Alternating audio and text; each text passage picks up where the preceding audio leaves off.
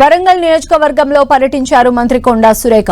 రంగసాయిపేట ప్రభుత్వ కాలేజీ వన మహోత్సవ కార్యక్రమానికి హాజరైన కొండా సురేఖకు జిల్లా అధికారులు, కొండా అభిమానులు ఘన స్వాగతం పలికారు.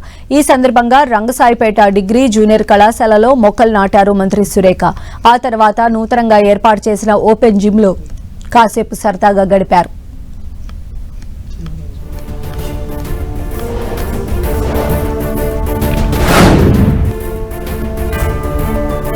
ఇంటికి ఒక మొక్కనైనా కూడా పెట్టించేటువంటి కార్యక్రమం చేయాలని చెప్పి మేము ఆదేశించడం జరిగింది. మేము ప్రజలకు కూడా పిలుపునిస్తా ఉన్నాము. ఎందుకనంటే మనం చూస్తా ఉన్నాము రోజు రోజు గ్లోబల్ వార్మింగ్ వల్ల నిజంగా ఈరోజు వర్షాలు పడడం లేదు. అంటే పచ్చదనం లేక కూడా ఈరోజు మనం కొంత నష్టపోతా ఉన్నాము. మరి మనంగా మన వాతావరణాన్ని కాలుష్యం చేసుకుంటా ఉన్నాము. మరి మనకు కావలసిన నీరు, గాలి ఇటువంటివి కావాలి అంటే మనము తప్పనిసరిగా చెట్లను పెంచాల్సిన అవసరం ఉన్నది. మరి పెంచడమే కాదు, కొట్టేయకుండా కూడా చూసుకోవాల్సిన బాధ్యత ఉన్నది. ఒక మనిషి ఒక మొక్కను పెట్టితే ఎంత అంటే ఆయనకు ఒక మొక్కను పెంచిండు అని పేరు వస్తుందో, కొట్టకుండా ఆపితే కూడా అదే పేరు వస్తుంది. ఎందుకంటే ఒక మొక్కను నిల్చోబెడితే కూడా అదే పేరు వస్తుంది. విశాఖపట్నాన్ని గ్లోబల్ సిటీగా తీర్చిదిద్దే దిశగా జీవీఎంసీ విస్తరణ చేయనున్నామన్నారు మాజీ మంత్రి గంటా శ్రీనివాసరావు. జీవీఎంసీ పరిధిలోని ప్రస్తుత 98 వార్డులను 120 వార్డులుగా పెంచే ప్రక్రియపై క్షేత్రస్థాయి పరిశీలన జరుగుతోందని చెప్పారు. భీమిలి నియోజకవర్గంలోని ఆనందపురం, పద్మనాభం, భీమిలి, పెందుర్తి మండలాలను జీవీఎంసీలో విలీనం చేసేందుకు ప్రణాళికలు సిద్దం చేశామని వెల్లడించారు మాజీ మంత్రి గంటా శ్రీనివాసరావు. ఆనందపురం 2, పద్మనాభం ఈ 2 కూడా ఫుల్ మండలాలు.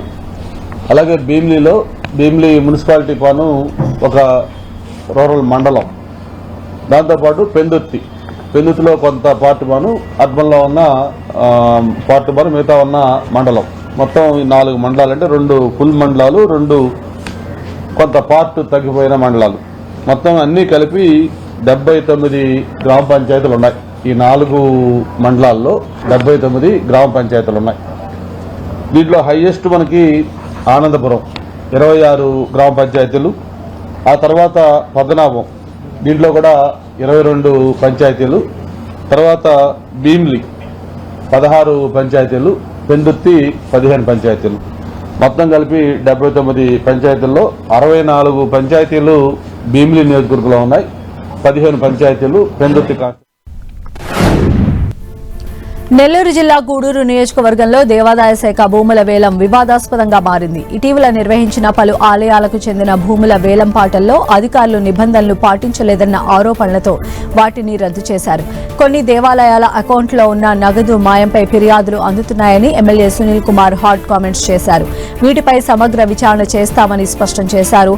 దేవుడి సొమ్ము కాజేయడం పాపంతో సమానమని అభివర్ణించారు ఎమ్మెల్యే పాసం సునీల్ కుమార్.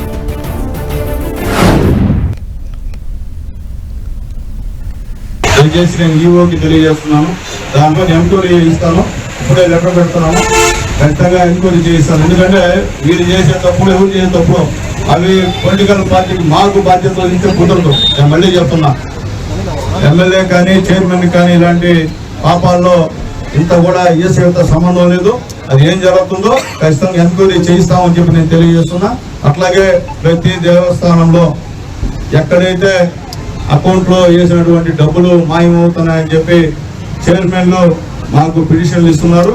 అవన్నీ కూడా వెరిఫై చేస్తాం. దీంట్లో మొహమాటం మొలాదులు లేవు. ఖచ్చితంగా బహిరంగ చర్చ కూడా పెట్టిస్తాను. నేను ఇంతకన్నా మీరు చేస్తే బహిరంగంగా మీ దేవాలయం దగ్గరే వాళ్ళందరినీ బాధ్యతలు తీసుకొచ్చి నిలబెట్టి వ్యవహారం చేస్తా. నాకేం మొలాదులు మొహమాటం లేవు దీంట్లో. ఎందువల్లంటే మాకు సంబంధం ఏంటి, జనాలకు అండగట్టే మాత్రం ఒప్పుకునే సమస్య లేదు. మాకు అండగట్టు పెడితే అంతకన్నా ఒప్పుకునే అంత అవసరం. దేవుడి డబ్బు తింటే సర్వనాశనం అయిపోతారు, పాపం. నెల్లూరు జిల్లా వింజమూరులోని వైఆర్ జూనియర్ కళాశాల 50వ వార్షికోత్సవ వేడుకలు అట్టహాసంగా నిర్వహించారు. ఈ కార్యక్రమానికి మాజీ ఉపరాష్ట్రపతి వెంకయ్యనాయుడు, ఎంపీ వేమిరెడ్డి ప్రభాకర్ రెడ్డి ముఖ్య అతిథులుగా పాల్గొని ప్రసంగించారు.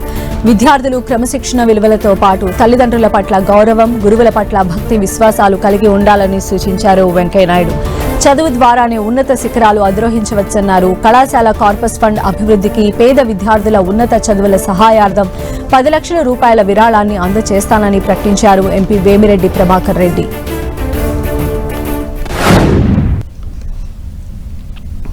ఉపాధ్యాయులు ప్రేమ వాత్సల్యం ఉండేది.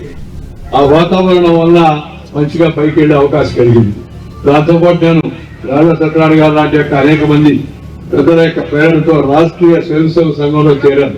నా 12వ ఏట నేను ఆ స్థాయికి వెళ్ళానంటే దానికి ఒక ప్రధాన కారణం రాష్ట్రీయ స్వయం సేవక సంఘం అని చెప్పి నేను చెప్తూ ఉన్నాను. అది చాలా మంచి సంస్థ, దేశం కోసం పనిచేసే సంస్థ, క్రమశిక్షణ బోధించే సంస్థ, అలాగే నైతిక విలువలు పాటించమని ప్రోత్సహించే సంస్థ. అలాంటి సంస్థలు కొంతమంది అనవసరంగా ఏదో వాళ్ళ రాజకీయ దృష్టితో దాని గురించి కూడా నిందిస్తూ ఉన్నారు. కొంతమంది వాళ్ళ పని నిందించడం, వాళ్ళ గురించి మనం పట్టించుకోవాల్సిన అవసరం లేదు. మన పని మనం చేసుకోవాలి. నేను తెలుసుకుంది ఏంటంటే, జీవితంలో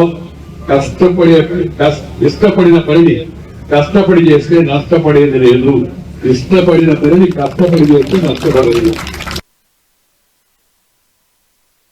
ఏ కాలేజ్ అయినా మనలో ఉంటుంది. అది మనకి ఆ శక్తి ఉండాలా, ఆ ఇంట్రెస్ట్ ఉండాలి. అది ఉండిందంటే ఎక్కడికో ఏ గోల్ రీచ్ అవుతావో మనకే తెలియదు. ప్రతి ఒక్కరిని కోరుకునేది మనసులో అది పెట్టుకొని ఈరోజు 50 సంవత్సరాలు ఈ కాలేజీకి వచ్చిన దానికి ఇప్పుడే రాములు గారు చెప్పినట్టు రిక్వెస్ట్ మీద నేను ఒక 10 లక్షలు కాలేజీకి వాళ్ళ ఫండ్ కింద ఎవరు కరెస్పాండెంట్ కానీ ఎవరైనా నన్ను అప్రోచ్ అయితే ఒక 10 లక్షలు అయితే మీ కార్పొరేట్. ఎమ్మెల్యే పాయం వెంకటేశ్వర్లకు సవాల్ విసిరారు మాజీ శాసనసభ్యులు రేగా కాంతారావు. భద్రాద్రి కొత్తగూడెంలోని అంబేద్కర్ విగ్రహం దగ్గరకు చేరుకున్న రేగా కాంతారావు తనకున్న భూములను పేదలకు పంచేందుకు సిద్ధంగా ఉన్నానన్నారు. ఎమ్మెల్యే వెంకటేశ్వర్లు అశ్వాపురంలో కొనుగోలు చేసిన 50 ఎకరాల భూములను పంచేందుకు సిద్ధమేనా అంటూ సవాల్ విసిరారు.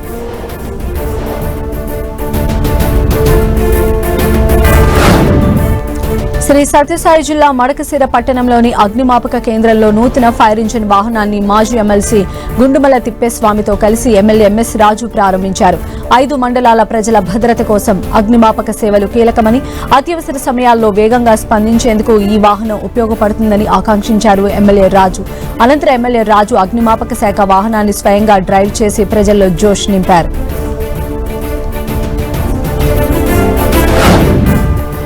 సత్యసాయి జిల్లా అమరాపురం మండలం చిట్నాడు గ్రామంలో ఎమ్మెల్యే ఎంఎస్ రాజు విస్తృతంగా పర్యటించారు. ముందుగా ఎస్సీ కాలనీలో నూతనంగా ఏర్పాటు చేసిన విద్యుత్ సబ్ స్టేషన్ నిర్మాణ పనులకు ఎమ్మెల్యే రాజు భూమి పూజ చేశారు. ఆ తర్వాత నూతన అంగన్వాడీ భవనానికి సైతం పూజా కార్యక్రమం నిర్వహించారు.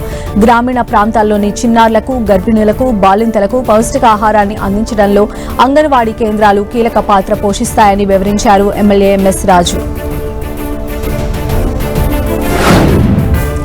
కొత్తగూడెం రైల్వే స్టేషన్ రోడ్డు దగ్గర యూత్ కాంగ్రెస్ ఆధ్వర్యంలో భారీ ధర్నా చేపట్టారు. నీట్ పరీక్షకు సంబంధించిన అంశంపై ఢిల్లీలో విద్యార్థులు శాంతియుతంగా నిరసన ర్యాలీ చేపట్టిన సమయంలో పోలీసులు కాల్పులు జరిపారని ఆగ్రహం వ్యక్తం చేశారు. ఈ ఘటనలో ఓ విద్యార్థి కంటికి గాయం కాగా కాంగ్రెస్ అగ్రనేత రాహుల్ గాంధీ పోలీస్ స్టేషన్ కు వెళ్లి ఫిర్యాదు చేసినప్పటికీ సుమారు 72 గంటల పాటు పోలీసులు స్పందించలేదని మండిపడ్డారు కాంగ్రెస్ శ్రేణులు. దీంతో రాహుల్ గాంధీ పోలీస్ స్టేషన్లోనే నిరసనకు కూర్చోవాల్సిన పరిస్థితి ఏర్పడిందని విమర్శించారు. దీనికి ప్రధాన కారణమైన కేంద్ర హోంశాఖ మంత్రి అమిత్ షా రాజీనామా చేయాలని డిమాండ్ చేశారు. భద్రాద్రి కొత్తగూడెం జిల్లా యూత్ కాంగ్రెస్ అధ్యక్షుడు చీకటి కార్తిక్ విద్యార్థులపై కాల్పులకు ఆదేశాలు ఎవరు ఇచ్చారో స్పష్టం చేయాలన్నారు.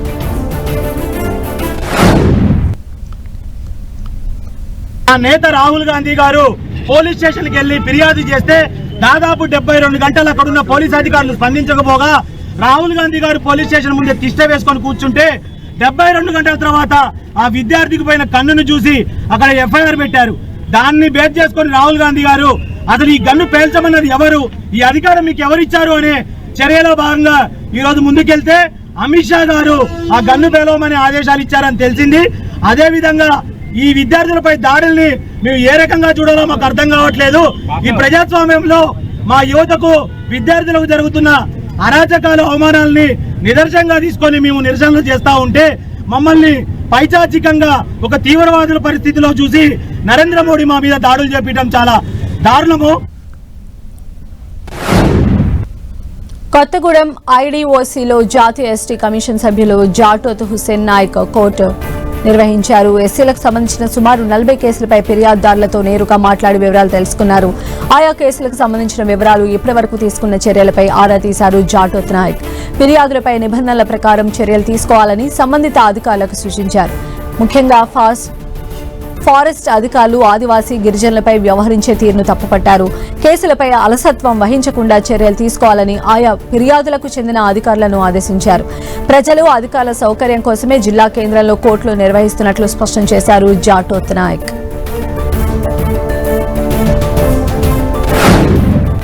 పోలవరం జిల్లా చింతూరు ఐటీడీఏ పరిధిలో ఎస్సీఆర్ ప్రక్రియపై గందరగోళం నెలకొంది. చింతూరు మండలం చెట్టి గ్రామంలో బీఎల్ఓలు నిర్లక్ష్యం వహిస్తున్నారంటూ గ్రామస్తులు మండిపడుతున్నారు. సుమారు 321 మంది పేర్లు ఓటర్ల జాబితాలో గల్లంతు కావడంపై వారు ఆగ్రహం వ్యక్తం చేస్తున్నారు. వెంటనే బీఎల్ఓలపై చర్యలు చేపట్టి ఎస్ఐఆర్లో పేర్లు నమోదు చేయాలని డిమాండ్ చేస్తున్నారు గ్రామస్తులు.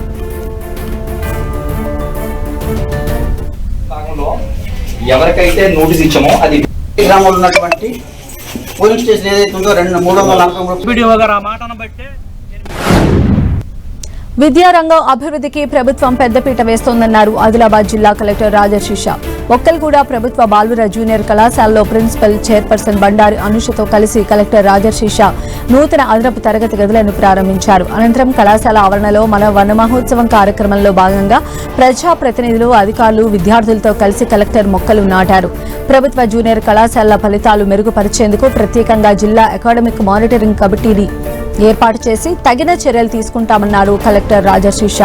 అత్యధికంగా 1200 మంది విద్యార్థులతో 4 మీడియంలో విద్యాబోధన సాగుతున్న ఈ కళాశాల జిల్లాకే తలమానికమని కొనియాడారు.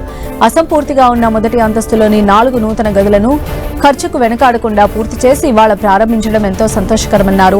విద్యార్థులు ఉదయం నుంచి సాయంత్రం వరకు కళాశాలలోనే ఉండి ప్రతి సబ్జెక్టును క్షుణ్ణంగా అభ్యసించాలని సూచించారు. తరగతులకు క్రమం తప్పకుండా హాజరైతేనే సబ్జెక్టులపై పూర్తి పట్టు లభిస్తుందని, తద్వారానే ఉజ్వల భవిష్యత్తు సాధ్యపడుతుందని స్పష్టం చేశారు collector రాజశేష. Already having very good faculties, and obviously in this academic year we will show to the entire state what Government Junior College can achieve. Chetama?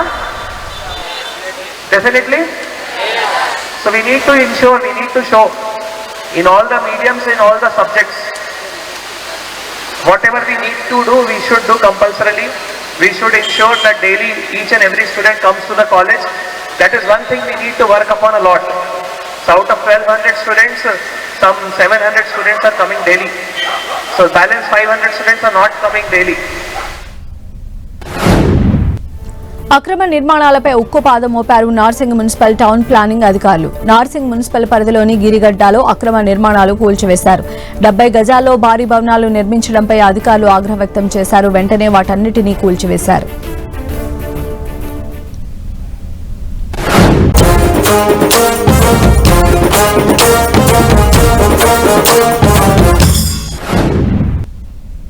Gachibowli police station పరిధిలో జరిగిన 2 మైనర్ బాలికల కిడ్నాప్ కేసును సైబరాబాద్ పోలీసులు కేవలం 4 గంటల్లోనే ఛేదించారు. కొండాపూర్లోని లేబర్ క్యాంప్లో ఆడుకుంటున్న ప్రమీలా ముర్ము, సంగీత, హేమారాం అనే చిన్నారులను అదే క్యాంప్లో ఉంటున్న చాకు సోరెన్ అనే వ్యక్తి కిడ్నాప్ చేసి పరారయ్యాడు. బాధితుల ఫిర్యాదుతో వెంటనే రంగంలోకి దిగిన ప్రత్యేక బృందాలు రైల్వే పోలీసులను, స్థానిక స్టేషన్లను అప్రమత్తం చేశాయి. సాంకేతిక ఆధారాలతో ఘటకేసర్ రైల్వే స్టేషన్ సమీపంలో నిందితుడిని అదుపులోకి తీసుకుని 2 చిన్నారులను సురక్షితంగా రక్షించి తల్లిదండ్రులకు అప్పగించారు పోలీసులు. పశ్చిమ బెంగాల్కు చెందిన నిందితుడు చాక్ సోరెన్ పైన గతంలో హత్యాయత్నం, అత్యాచారం కేసులు నమోదై 5 ఏళ్లు జైలు శిక్ష అనుభవించినట్లు గుర్తించామన్నారు Serilingampally zone DCP CHS Srinivas. డబ్బు కోసం పిల్లలను అపహరించి భిక్షాటన చేయించే ముఠాలకు విక్రయిస్తున్నట్లు పోలీసుల విచారణలో వెల్లడైంది. నిర్మాణ సంస్థలు, లేబర్ క్యాంపులు, కార్మికుల వివరాల రిజిస్టర్, సీసీటీవీల ఏర్పాటుతో భద్రతను పటిష్టం చేయాలని సూచించారు డీసీపీ శ్రీనివాస్. ఒక వ్యక్తి మిస్ అయ్యాడని చెప్పి అర్థమైంది. వాళ్ళకి సంబంధించిన వాళ్ళ ద్వారా అతని డీటెయిల్స్ చూసుకున్నప్పుడు ఫోన్ కూడా చూస్తే అది నిన్న సాయంత్రమే 5 నుంచి అది స్విచ్ ఆఫ్ కూడా ఉంది. అప్పుడు ఖచ్చితంగా ఇతనే ఈ పిల్లల్ని తీసుకొని వెళ్ళి ఉంటాడు అని చెప్పి, అతను నేటివ్ వెస్ట్ బెంగాల్ కాబట్టి అతను ట్రైన్లోనే వెళ్ళే అవకాశం ఎక్కువ ఉంది కాబట్టి రోడ్లతో పాటు ట్రైన్ మీద ఫోకస్ చేస్తూ సికింద్రాబాద్ కానీ, గట్కేసర్, భువనగిర్ అప్ టు కాజీపేట వరకు జీఆర్పీ వాళ్ళకి అందరికీ నైట్ మొత్తం అలర్ట్ చేయడం జరిగింది. దీంట్లో అన్ని టీమ్స్ వర్క్ చేస్తున్నప్పుడు Ghatkesar patrol car 1 Mallesh and Dhanunjaya Rao అని చెప్పి వాళ్ళు గట్కేసర్ పోలీస్ స్టేషన్కి సంబంధించిన పెట్రోల్ కార్ 1 వాళ్ళు మనం ఇచ్చిన ఇన్ఫర్మేషన్ మీద గట్కేసర్ పోలీస్ స్టేషన్ అది రైల్వే స్టేషన్ దగ్గరికి వెళ్ళి ఉన్నప్పుడు వాడు అక్కడ ఈ అక్యూజ్డ్ తర్వాత 2 పిల్లలని పట్టుకోవడం జరిగింది. మన లోకల్ పోలీస్ కూడా వెళ్ళి అక్కడ వాళ్ళని అంతర్జిల్లా దొంగకు చెక్ పెట్టారు జగిత్యాల టౌన్ పోలీసులు. మెట్పల్లి ప్రాంతానికి చెందిన షేక్ సలీం అలియాస్ ఉస్మాన్ ను విద్యానగర్ బైపాస్ దగ్గర పోలీసులు అదుపులోకి తీసుకున్నారు. నిందితుడు సలీం జగిత్యాల పట్టణంలో 5 దొంగతనాలు చేసినట్లు పోలీసుల విచారణలో తేలింది. దీంతో అతడి దగ్గర నుంచి 23 గ్రాముల బంగారు నగలు, 50 గ్రాముల వెండి ఆభరణాలు, మువ్వల హారం, అలాగే చోరీకి గురైన ల్యాప్టాప్ ను స్వాధీనం చేసుకున్నారు పోలీసులు. నిందితుడిపైన పలు సెక్షన్ల కింద కేసు నమోదు చేసి రిమాండ్ కు తరలించామన్నారు జగిత్యాల టౌన్ సిఐ కరుణాకర్. అనుమానాస్పదంగా తిరుగుతుండగా అతన్ని పట్టుకొని మధ్యుల సమక్షంలో విచారించగా అతని పేరు షేక్ సలీం అలియాస్ ఉస్మాన్ అలియాస్ అస్లాం. ఇతను బర్కత్పుర మెట్పల్లి పట్టణానికి చెందినవాడు. ఇతడు గత 30 సంవత్సరాల నుంచి కంటిన్యూ దొంగతనాలు చేస్తూ హ్యాబిచువల్ అఫెండర్గా పరిగణింపబడుతున్నాడు. ఇతని పైన సుమారుగా ఇప్పటి వరకు 80 కేసుల పైన పెండింగ్లో 80 కేసుల పైన నమోదైనాయి. ఇతను కంటిన్యూ దొంగతనాలు చేస్తూ అంతర్జిల్లా దొంగగా పరిగణింపబడుతున్నాడు. ఈరోజు మా విచారణలో విచారించగా అతని పైన మన జగిత్యాల పట్టణంలో గత 6 నెలల నుండి సుమారుగా 5 చోరీ కేసుల్లో నిందితుడిగా గుర్తించబడ్డాడు. ఈరోజు అతని వద్ద నుంచి ఇవి ఇప్పటి వరకు ఉన్న మన ఊరు మన వార్తలు. డీటెయిల్స్ చూస్తూనే ఉండండి 10 TV.